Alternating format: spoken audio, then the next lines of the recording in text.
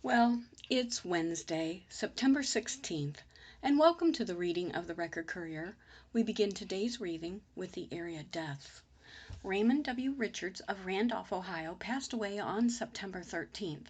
Friends will be received at the Wood Courtright Borkowski Funeral Home in Ravenna on Friday, September 18th, from 10 a.m. until the funeral service beginning at 11 a.m.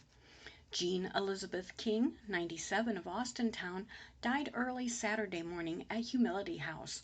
A private celebration of Jean's life is being planned for a later date. John David Zudlow, 47, of Akron, passed away Sunday, September 6th, at Akron City Hospital. Private graveside services were held at Grandview Memorial Park in Ravenna. Hugh W. Mahan, 84, of Ravenna, passed away Friday, September 11th. Cremation has taken place. A celebration of his life will be held at 2 p.m. on Saturday, September 19th, at the Kent Elks Club. Veronica Ryder, known as Vern, age 101, passed away peacefully of natural causes on Friday, September 11th. Friends and family will be received Friday, September 18th, from 10 to 11 a.m., with Mass of the Christian Burial celebrated by Reverend Edward Stafford at 11 a.m. at St. Joseph's Catholic Church in Manawa. Well, that concludes the Wednesday area death notices. Now, for our first article. Kent Police still looking for suspect in Friday shooting, by Eileen McClory. Kent Police are still looking for Dalen Maurice Banks after a shooting Friday in front of a home at 230 West Oak Street. Banks is the suspect in the shooting that happened at about 5:30 p.m. The Kent Police Department said Banks had allegedly arrived in a silver or gray Acura, got out of the car, and began shooting at another man. A bystander was hit in the arm. Neither Banks nor the man he allegedly shot were at the scene when police got there. Kent firefighters found the bystander had a non-life-threatening gunshot wound to the upper right arm and took him to the hospital for treatment. Kent Police said that after talking to witnesses, they don't believe the man Banks was shooting at was struck. The police have not identified the victims. Police said Banks is believed to be armed with a handgun and should be considered dangerous.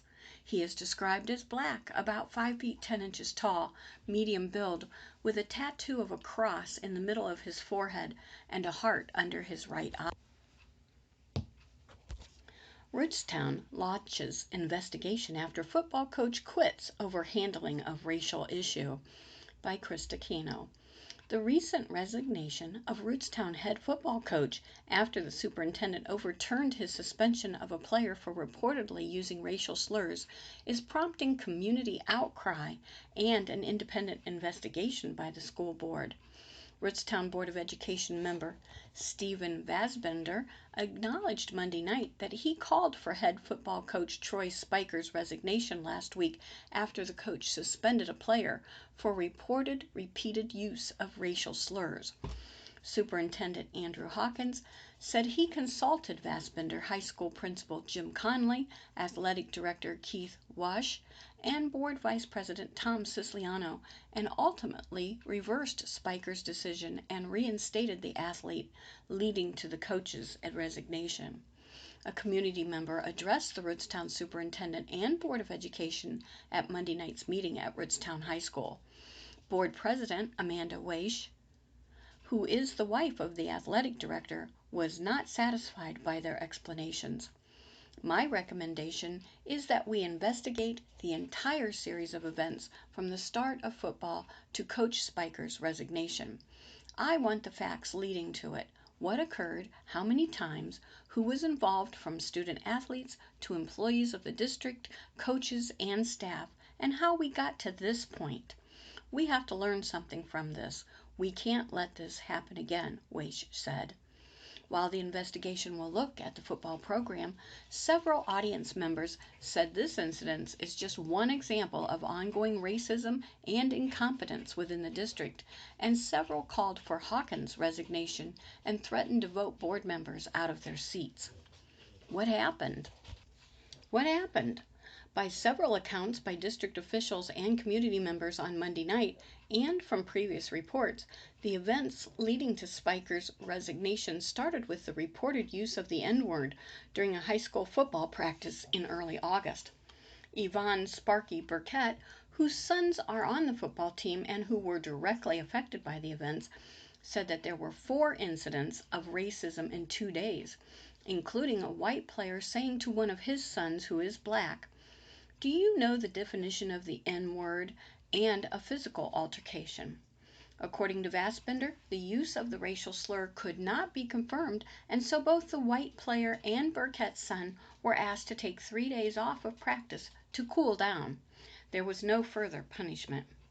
Charles Harris, a Rootstown parent who previously coached with Spiker and who Spiker called after the altercation, said 2 other boys came forward to confirm the player had used the racial slur, but that their statements were disregarded because it was not heard by an adult. Harris said he told Spiker that Rootstown does not have the proper system in place to handle racial situations, and so he suggested that Spiker work within the existing Rootstown policies to punish the white player. He said they agreed that another incident would be grounds for removal from the team. Later, another incident occurred with the same player, and Spiker followed through with his plan to remove the student from the team. Conley said that when he became aware of the situation, he met first with Hawkins and Keith Weish, and that they supported Spiker's decision. The athletic director and Hawkins later met with Spiker. Conley and Weish then met with the student, who agreed to turn in his equipment, and that the student's parents then asked to meet with him and Weish, but they stood by Spiker's decision. Friday at football, I was approached by Mr. Vassbender asking if I felt the student should be reinstated and if Spiker should resign, Conley said. I will admit I was non-committal at that point because I felt like an authority was asking me to do something I wasn't truly in cahoots with. Maybe my biggest mistake is not speaking up loud enough, Conley continued. That weekend, there were conversations again, and I guess maybe I never said no. Being a leader, I should have stood up, but I felt like I was in a tough situation where a superior of mine, I wasn't a good leader at that point. I felt like it was his second offense. Later, it was discussed that he was going to be reinstated. I never said I agreed, but I never said I disagreed. I didn't 100% support that decision. Hawkins said he consulted with Conley, Keith Weish, Vassbender, and Siciliano prior to deciding to reverse the suspension and reduce it to a 1-game suspension, and that the 1-game punishment fit the statement that was made. Weish previously told the Record Courier he was not part of the process. Burkett said he was in support of the student staying on the team because he needs to be under the tutelage of somebody like Troy Spiker to give him a correction on his behavioral choices. Once Spiker's consequences were reversed, that just for common terms took the legs out from underneath myself in trying to set the standards of the program, Spiker told the Record Courier. Spiker resigned Wednesday, only 2 games into his first season leading his alma mater, and the board unanimously approved his resignation Monday, effective September 9th. Spiker was not in attendance. Most, though not all, audience members spoke in support of Spiker. What happens next? The board also approved the resignation of assistant football coach Tom Wilson, effective September 10th, and replaced Spiker with Robert Treharn, the middle school coach. The resignations and hires were followed up by the board's unanimous approval of an independent third-party investigation and the appointment of middle school principal Rob Campbell as district liaison to that investigation. Amanda Weish noticed that she is married to the AD, the assistant superintendent is married to the new head coach, and there appears to be some level of board involvement. I want to avoid all appearances of impropriety. I wholly respect Mr. Campbell, I trust his abilities, and he's well respected in the community. Campbell could not be reached for comment. It's not clear what the timeline of the investigation will be, or whether the results will be released to the public. Additionally, the board approved the establishment of a community committee to address how to make Rootstown a better community. The term may be diversity awareness or cultural competency, but it needs to be creative and we have to own it. We're rovers, we're Rootstown, and I don't want to take a cookie cutter plan from somewhere else. We have to make it ours and make it fit our community. Otherwise, it won't be successful, Amanda Waish said. The board also requested the involvement of Frank Hairston, Portage NAACP spokesperson and Portage County Mental Health and Recovery Board member, who addressed the board that night. Hairston said he and the NAACP would be willing to work with the district. We go in and we're going to establish and ask questions. NAACP has a process, and we look if there has been a discriminatory act. We ask people what they want. Some people just want NAACP in the room. And sometimes they say, I just want to make sure this doesn't happen to someone else, said Portage NAACP President Geraldine Hayes Nelson, who was contacted by several Rootstown community members. Well, the next article, No One Injured in Pickup Truck versus School Bus Crash, by Caitlin McGarvey. In Franklin Township, a pickup truck struck the rear of a nearly empty school bus on Route 59 after the truck's brakes failed. According to Trooper Robin Perillo of the Ohio State Highway Patrol, authorities were notified of the incidents at Rhodes Road and Route 59 around 3:10 p.m. on Tuesday. A Chevy Silverado pickup truck operated by a Ravenna woman was approaching a red light when the brakes on the vehicle failed, causing her to strike the bus. Aside from the driver, only one adult passenger was on the bus at the time of the crash. There were no children aboard. No one was injured or required transportation, Perillo said. The crash took about 1 hour to resolve. Perillo said the right lane of Route 59 was closed during that time. The driver of the Chevy was charged with operating an unsafe vehicle, Perillo said. Our next article, No Letter Grades for Portage County Schools Due to Lack of Data During the Pandemic, by Eileen McClory and Bob Gagins. The Ohio Department of Education did not release letter grades for Ohio schools this year due to a lack of data during the coronavirus pandemic.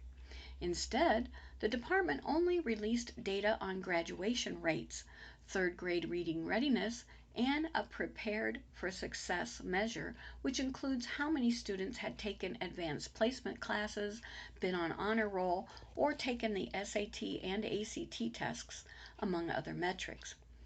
This year's report cards do not contain overall grades for any district or building, individual grades or ratings for given components or performance measures.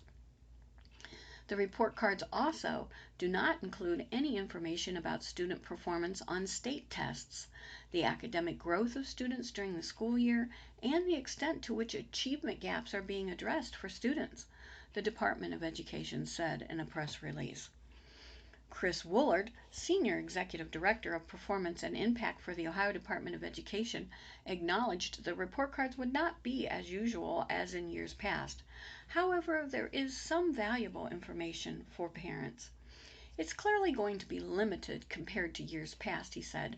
I think the graduation and prepared for success areas are good information that are going to give you some markers, especially with your high school students. Aurora Superintendent Mike Roberto said the report cards this year were a little anemic. Very little of the data was new, he said.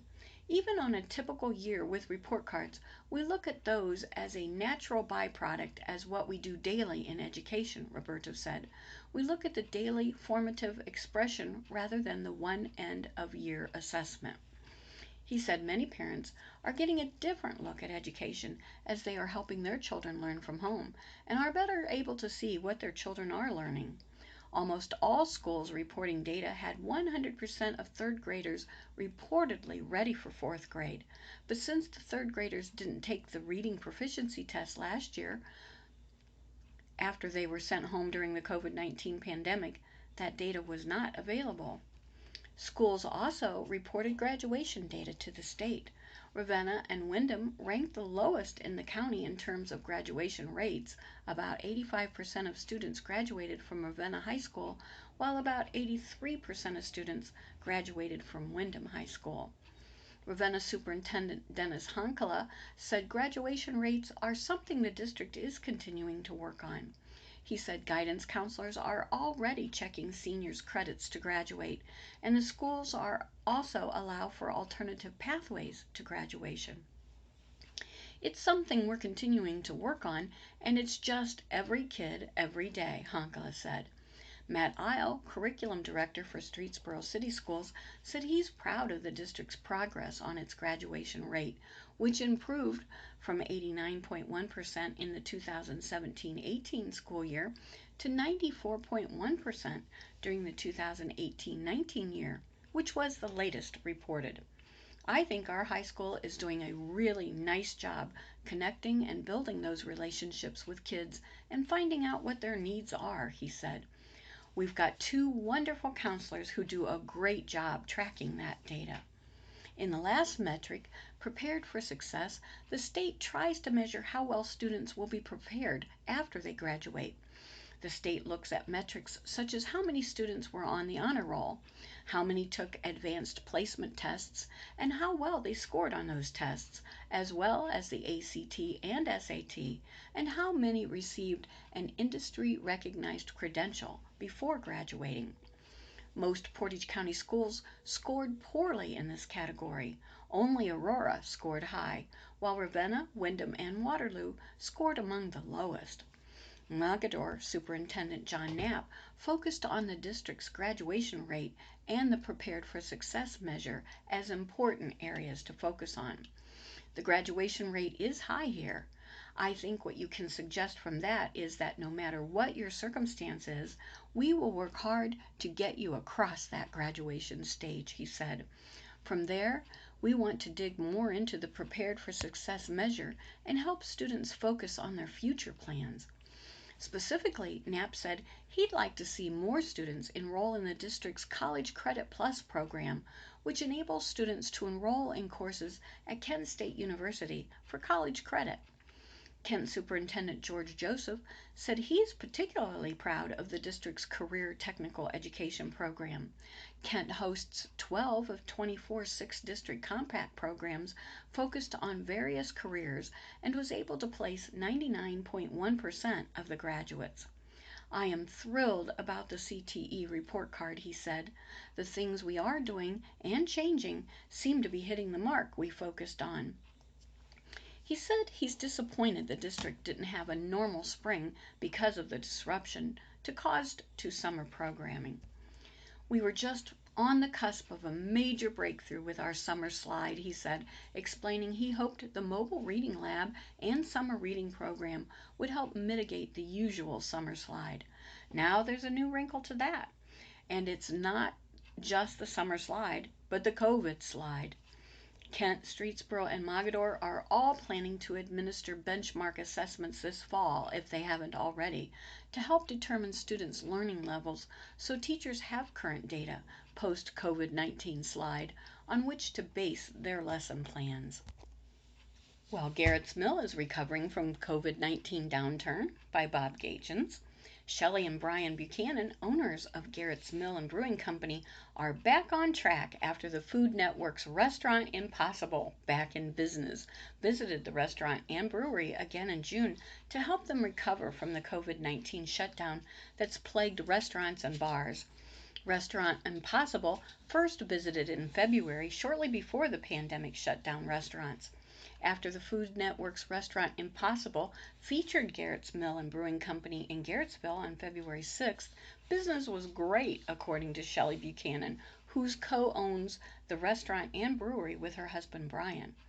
Business was up after you left, she told Restaurant Impossible host Robert Irvine during the airing of a second visit by the show in June.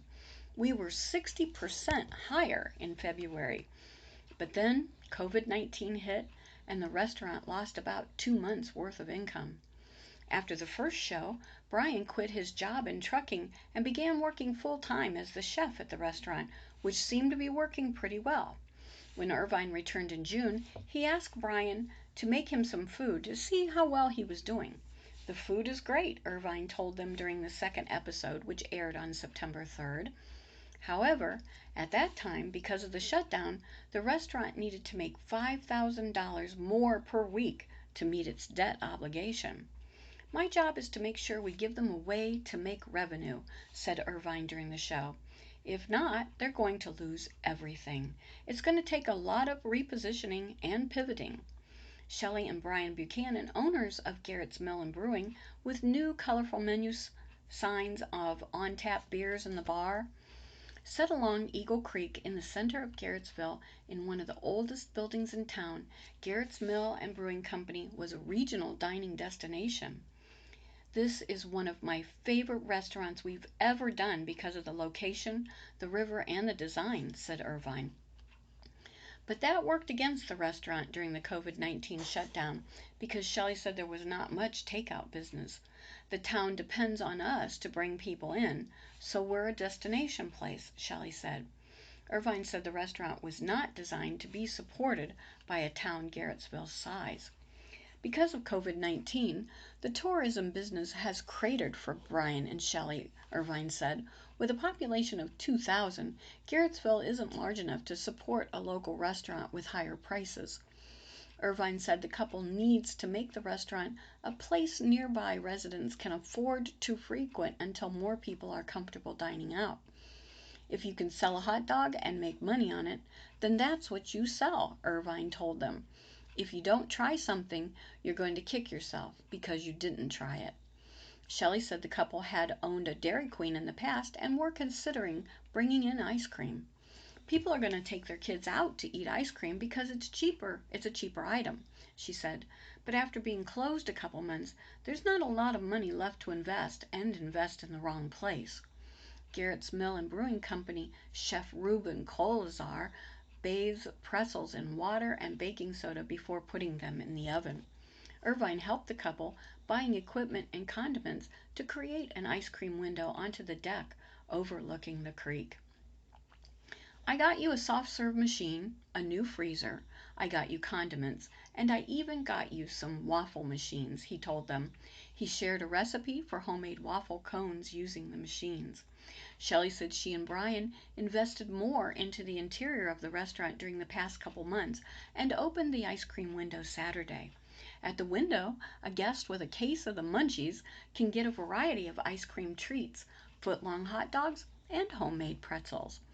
Another operation, which had just begun when Restaurant Impossible visited on June 26th and 27th, is beer canning, and guests also can order Garrett's Mill and Brew Company's owned canned beer at the ice cream window if that's how they'd like to cool off. "This will help alleviate a lot of financial strain," Brian said. Irvine also helped Brian reconnect with his dream of owning a restaurant and brewery too, because he was discouraged by the shutdown and all the struggles the restaurant went through prior to the show's first visit. "I regretted ever doing this," Brian said. "I want to start having a little hope and a little feeling again, and not this numbness. Sometimes I feel like I could just walk away from it." Shelley said the canning operation has helped a great deal, and the restaurant also got a bump in diners after Irvine's visit in June, but not as big as the one after the show aired in February. She said they'd keep the ice cream window open as long as the weather holds. "We're hoping at least until mid-October or the end of October," she said. "A lot of it depends on when it starts to get rainy and cold. Of course, we're only going to have the ice cream window open in the weekends, too." At the window, you can get cones, milkshakes, sundaes, and swirls, which can include a variety of toppings ground up in them. After the bad luck of COVID-19 outbreak coming on the heels of Irvine's first visit, Brian said they had better luck during the summer. "One of the things that really helped us was having really nice weather. Very little rain for the outdoor seating," he said. "We were blessed by the weather this year." Shelley said more people have gradually become comfortable dining out as well, and that in combination with the canning of beer and outdoor dining have helped them with their debt payments. "Our numbers were up for July and August, but we missed all the big events. The car show, Summerfest, Mother's Day, Easter. We lost all of that, she said, but we're still doing better than most people. Hours at the ice cream window will be noon to 8 p.m. Friday through Sunday. The dining room is open Sunday, Tuesday, and Wednesday from noon to 8 and noon to 9 on Fridays and Saturdays. For more information, visit their website, which includes their menu. Our next article, Streetsboro Organization offers locals a chance to win restaurant gift cards. Just by dining at a participating location and following a few simple steps, locals have the chance to win a free gift card to some local Streetsboro restaurants.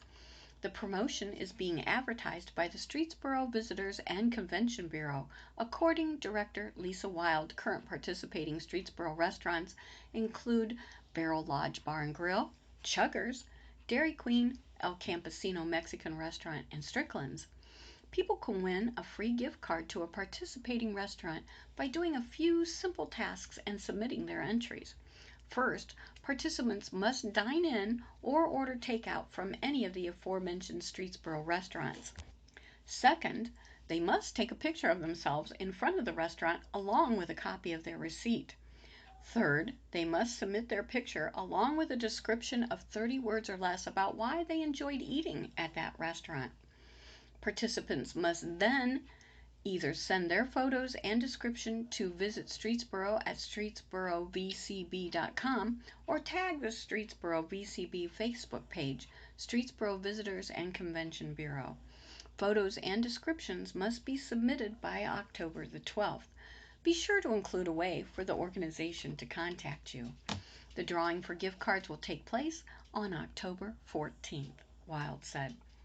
Well, friends, that concludes the reading of the Record Courier for Wednesday, September 16th. My name is Pam. Please stay safe until we meet again. You be greatly blessed today and do what you can to make it a great day.